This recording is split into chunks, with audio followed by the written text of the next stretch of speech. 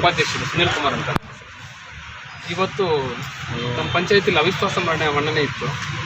ನಾವು ಏನು ಅಂದ್ಕೊಂಡಿದ್ದೀವಿ ಅಂದರೆ, ನಮ್ಮ ಕಡೆಯಿಂದ 8 ಜನ ಇತ್ತು JDS ಕಡೆಯಿಂದ, ಆ ಕಡೆಯಿಂದ 5 ಜನ ಬರ್ತೀನಿ ಅಂತ ಹೇಳಿದ್ರು ಕಾಂಗ್ರೆಸ್ ಕಡೆಯಿಂದ.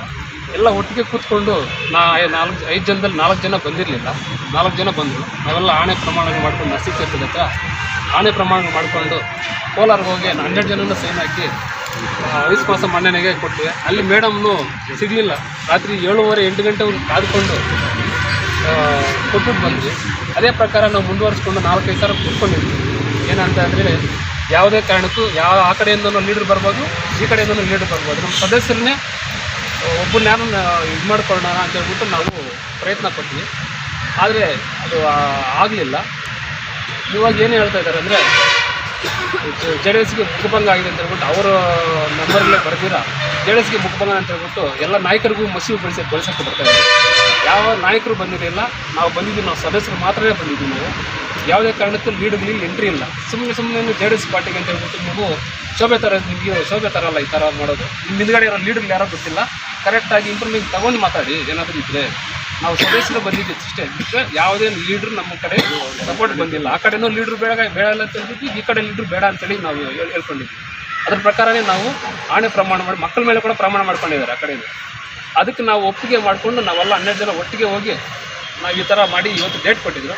ಅದು ಯಾರೂ ಬಂದಿರಲಿಲ್ಲ. ಇವತ್ತು ಅದು ಫೈಲೂರಾಯಿತು. ಸುಮ್ಮನೆ ನಮ್ಮನ್ನು ಸಂಧಾನಕ್ಕೆ ಯಾರು ಬಂದಿದ್ದಾರೆ ಸರ್? ನಿಮ್ಮ ಸಂಧಾನಕ್ಕೆ ನಾವು ಮಾಡ್ತೀವಿ ಅಂತ ಬಂದಿದ್ದು ಯಾರು? ಆ ಕಡೆಯಿಂದ 4 ಜನ ಬಂದಿದ್ದೀವಿ ಸರ್. ಅವರು ಹೆಸರು ಚಾಪುರಳ್ಳಿಯಿಂದ ಮಶಪ್ಪ ಅಂತ ಹೇಳ್ಬಿಟ್ಟು, ರಾಧಮ್ಮ ಮಶಪ್ಪ ಅಂತ ಹೇಳ್ಬಿಟ್ಟು, ದೊಡ್ಡತಮ್ಮನಹಳ್ಳಿಯಿಂದ ಕುಶೇಲು ಪುಷ್ಪ ಅಂತ, ಕುಚಬನಹಳ್ಳಿಯಿಂದ ಚಿನ್ನಮ್ಮಯ್ಯ ಜನಾರ್ದನ ರೆಡ್ಡಿ ಬಂದಿದ್ರು. ಮತ್ತೆ ನೀವು ಕೇಳಿದ್ರೆ ಅವರೇ ಬಂದು ನಮ್ಮನ್ನು ಕೇಳಿದಾಗ ನಾವು ಹೇಳಿದ್ವಿ, ಅವರೇ ಬಂದು ಕೇಳಿದಾಗ ನಾವು ನೀವು ಕರೆಕ್ಟಾಗಿ ಇರ್ತೀವಿ, ನಾವು ಬರ್ತೀವಿಲ್ಲ. ಅವ್ರೇನು ಹೇಳಿದ್ರು, ಪಂಚಾಯತಿ ಯಾವುದೂ ವರ್ಕ್ ಆಗ್ತಾ ಇಲ್ಲ, ಪಂಚಾಯತ್ ಅಭಿವೃದ್ಧಿ ಆಗ್ತಾ ಇಲ್ಲ. ಮತ್ತು NRG ಇವಾಗ 2 ತಿಂಗಳಾಗಿದೆ ಸರ್. NRG ವರ್ಕು ಒಂದು ಪ್ರೋಗ್ರೆಸ್ ಇಲ್ಲ, ಫುಲ್ಲು ಡೆಲ್ ಆಗಿಬಿಟ್ಟಿದೆ. 15 ಫೈನಾನ್ಸಲ್ಲಿ ಯಾರಿಗೆ ಒಂದೇ ₹1 ಮಾಡಿಕೊಟ್ಟಿದ್ದೋದಿಲ್ಲ. ಇವಾಗ ಒಂದು 90 ಲಕ್ಷ ಬಂದಿದೆ. ಸರಂಡಿ 2 ಸಾರಿ ಮಾತ್ರ ಹಾಕಿದ್ದೀವಿ ನಾವು ಕುಚಬನಹಳ್ಳಿ ಪಂಚಾಯತಿಯಲ್ಲಿ ಸದಸ್ಯರು. ಯಾವುದೇ ವರ್ಕ್ ಹಾಕಿಲ್ಲ, ಏನಿಲ್ಲ. ಈ ಥರ ಹಿಂದುಳಿದ್ರಿಂದ ನಾವು ಒಂದು ಚೇಂಜ್ ಮಾಡಬೇಕು ಅಂತ ಹೇಳ್ಬಿಟ್ಟು ಅವರೇ ಬಂದರು. ನೀವು ಕರೆಕ್ಟಾಗಿದ್ದರೆ ನಾವು ಬರ್ತೀವಿ, ಇಲ್ಲಾಂದರೆ ನಾವು ಬರಲ್ಲ ಅಂತ ಹೇಳ್ಬಿಟ್ಟು ಅವತ್ತೇ ನಾವು ಇಷ್ಟೇ ಮಾತಾಡೋದ್ಮೇಲೆ ಆಣೆ ಪ್ರಮಾಣ ಮಾಡ್ಕೊಂಡು ಆದರೆ ಮಾತು ತಪ್ಪಿ 18 ತಿಂಗಳಾಗೋಗಿತ್ತು. ಮತ್ತು ರಾಜೀನಾಮೆ ಕೊಟ್ಟರು. ರಾಜೀನಾಮೆ ಕೊಟ್ಟಾಗ ಏನಾಯ್ತು ಅಂದರೆ, ಕೋಲಾರ್ಗೆ ಹೋಗಿ ರಾಜೀನಾಮೆ ಕೊಟ್ಟು ಇದು ಮಾಡ್ಕೊಂಡು ಬರೋಷ್ಟೊಳಗೆ ಮತ್ತು ಮಾರನೇ ಜನ ವಾಪಸ್ ತಗೊಂಡ್ಬಂದ್ಬಿಟ್ಟು, ಒಂದು 4 ದಿನ ಇದ್ದ, ವಾಪಸ್ ತಗೊಂಡ್ಬಂದ್ಬಿಟ್ಟು ಕಾಂಗ್ರೆಸ್ಗೆ ಸೇರ್ಪಡೆ ಆಗ್ಬಿಟ್ಟು. ಆದರೆ ನಾವು ಸುಮ್ಮನೆ ಇದ್ಬಿಟ್ವಿ. ಎಲ್ಲನ್ನ ಹೋಗಲಿ ನಾವು ಆ ವಿರೋಧ ಪಕ್ಷದಲ್ಲಿ ಇರೋಣ ಅಂತ ಹೇಳ್ಬಿಟ್ಟು ನಮ್ಮ ಕಾರ್ಯ ನಾವು ಮಾಡ್ಕೊಂಡಿದ್ವಿ.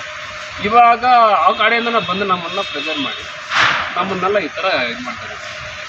JDS ಹೋಗೋತಾರ ಅಂತ ಹೇಳ್ಬಿಟ್ಟು ಮುಂದಿನ ದಿನಗಳಲ್ಲಿ ಜನಸಾಮಾನ್ಯರು ಇದನ್ನು ತೀರ್ಮಾನ ಮಾಡ್ತಾರೆ ಅಂತ ಹೇಳ್ಬಿಟ್ಟು ನಾನು ಅಷ್ಟು JDS ಕಾಂಗ್ರೆಸ್ಸಲ್ಲಿ ಲೀಡ್ರ್ ಎಂಟ್ರಿ ಇಲ್ಲ, JDSಲ್ಲಿ ಲೀಡ್ರ್ ಯಾರು ಎಂಟ್ರಿ ಇಲ್ಲ. ಸದಸ್ಯರು ಮಾತ್ರ ಮಾತಾಡ್ಕೊಂಡಿದ್ವಿ. ಕಾಂಗ್ರೆಸ್ಸಲ್ಲಿ ಸದಸ್ಯರಿದ್ರು, ನಮ್ಮ ಕಡೆ ಸದಸ್ಯರು ಬಂದು ನಾವು ನಿರ್ಣಯ ತಗೊಂಡೋಗಿದ್ವಿ. ಏನಂತ ಕುಚಬನಹಳ್ಳಿ ಪಂಚಾಯತಿಯಲ್ಲಿ ಅವಿಶ್ವಾಸ ಮಂಡನೆ ಮತ್ತು JDS ಮುಖಭಂಗ ಆಗಿದೆ ಅಂತ ಹೇಳ್ಬಿಟ್ಟು ಇದು ಮಾಡ್ತಾ ಇದ್ದಾರೆ. ಯಾವ ರೀತಿ ಮುಖಭಂಗ ಆಗುತ್ತೆ ಹೇಳಿ? ನಿಮ್ಮ ಕಡೆಯಿಂದನೇ ಬಂದು ನಮಗೆ ಹೆಂಗೆ ಮುಖಭಂಗ ಆಗುತ್ತೆ? ನಿಮ್ಮ ಕಡೆಯವರೇ ಬಂದು ನಮ್ಮನ್ನು ಪ್ರಚೋದನೆ ಕೊಡಿಸಿ, ನೀವು ಬೇಕಾದರೆ ಯಾರನ್ನ ಹೇಳ್ಕೊಟ್ರೆ ನಿಮಗೆ, ಬೇರೆ ಯಾವ್ದನ್ನ ಲೀಡ್ರನ್ನು ಹೇಳ್ಕೊಟ್ರೆ ನಿಮಗೆ, ನಮಗೆ ಮುಖಭಂಗ ಹೆಂಗಾಗುತ್ತೆ?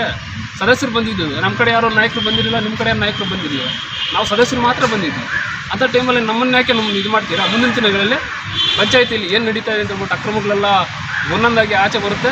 ಎಷ್ಟು ಆಗಿದೆ ಅಕ್ರಮಗಳೆಲ್ಲ ನಮ್ಮ ಹತ್ರ ಡೀಟೇಲ್ ಸಮೇತ ಇದೆ. ಅದು ನಿಮ್ಗೆ ಎಲ್ಲಿ ಕೊಡಬೇಕು ಅಲ್ಲಿ ಕೊಡ್ತೀವಿ. ಮುಂದಿನ ದಿನಗಳೇ ಅದು ತೋರಿಸ್ತೀವಿ.